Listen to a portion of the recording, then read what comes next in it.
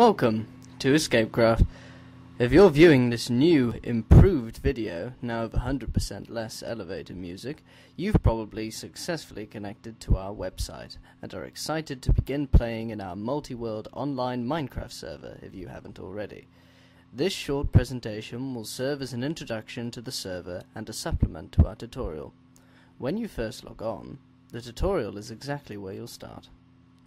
The tutorial is short, but it's very important, as all of our new players need to learn some of Escapecraft's simple rules in order to get the best out of it, and avoid pain.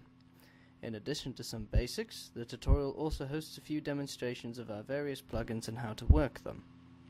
Throughout your journey into our worlds and the cities and settlements scattered about them, I recommend that you always read signs, as all of them, most of them, have very useful information and guidelines that you would do well to follow. So now that you're here, travel onwards and read all of the signs, which will ask you to make simple choices. These choices will help you understand the basic rules of the server, such as the simple no griefing and no stealing rules, which you can read more about on our forums at escapecraft.net in the important announcements and rules section. Please also note that the only client-side modification we allow is a minimap mod, as we wouldn't want anyone to have an unfair advantage over other players. Towards the middle of the tutorial, you'll be able to see the very helpful Falsebook plugin we use, which lets you create bridges, gates, doors, lifts, and even convenient minecart stations just by placing a sign with the correct name on the second line. Again, you can find more information on how to build these on our forum. When you go through the user group room, be sure to pay close attention to the colors associated with certain members of the server, with the most important being the mentors, moderators, and other staff. Even though our friendly server wizards like Waka1 and Chulonce are often online, they're very busy people, so talk to any players with the tag mentor, mod, or op in front of their name if your problem is not one that only the technically focused admins can solve. If nobody from these groups is online, you can also create a ticket. Again, you can learn about this plugin on our forum. Once you've completed the tutorial, you'll be taken to the server hub. From here, you'll be able to access all of our worlds. Whilst we host creative and PvP worlds, the vast majority of land on the server is on survival mode. This means that hostile mobs such as creepers, zombies, and traffic inspectors are active. If you die, a death chest will be generated to hold your items in, but only for a limited amount of time. Please don't ask to be teleported back to your place of death.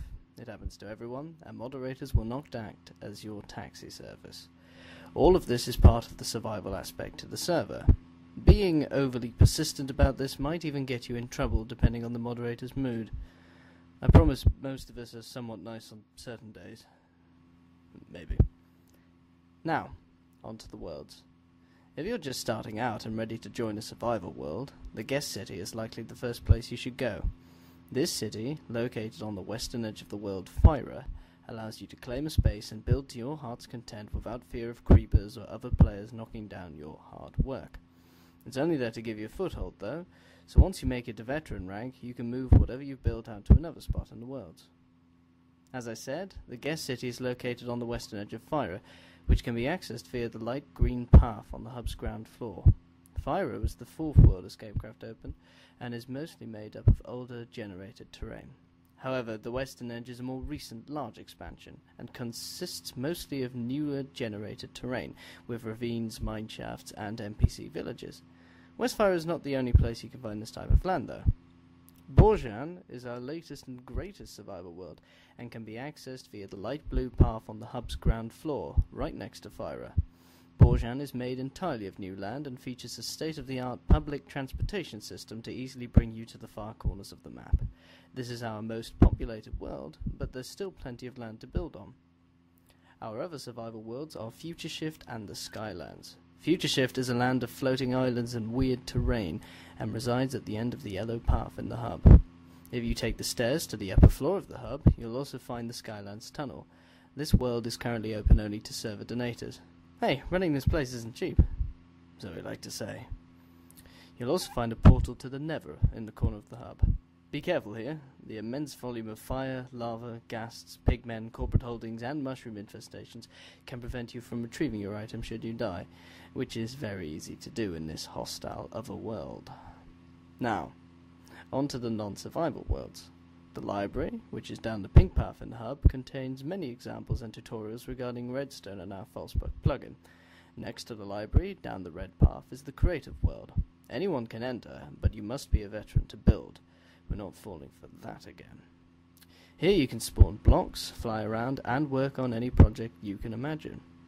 Here in the corner is the portal to Enigma, our world for puzzles and games. Over by the cake you can find the famous Escapecraft single-player puzzles. In Enigma proper, you can try some of our homemade puzzles, mazes, and minigames. And lastly, there's PvP, down the orange path. The PvP world is different from the Survive and Creative worlds. Here, griefing, stealing, and the killing of other players is allowed and encouraged. Go here at your own risk. As for the rest of the gates in the hub, some are to museum worlds, which no longer allow buildings, such as Genesis, Exodus, and Terra, which does have some exceptions to it, or to worlds which are either unannounced or incomplete. The team likes to keep exciting new additions secret as long as possible. One more thing you'll notice in the hub, above the Borjan and Fire gates, is the events billboard. Every week, Escapecraft hosts a different server-wide event, such as the Big Build or a PvP tournament, or more. The winners of these events receive fabulous prizes. The losers, well, we don't like to talk about what happens to them. Poor sods. Anyway, to learn more about our events, browse the forums. When you've decided which world you'd like to visit, just follow the path all the way to the end, and you should be automatically transported to it. And thus concludes this summary of what Escapecraft has to offer. However, look around, explore. We haven't told you everything now. So as a small recap, remember to read the signs, respect the rules and other players, and of course, have fun. If you do all these things, you will be a great addition to our community. See you there.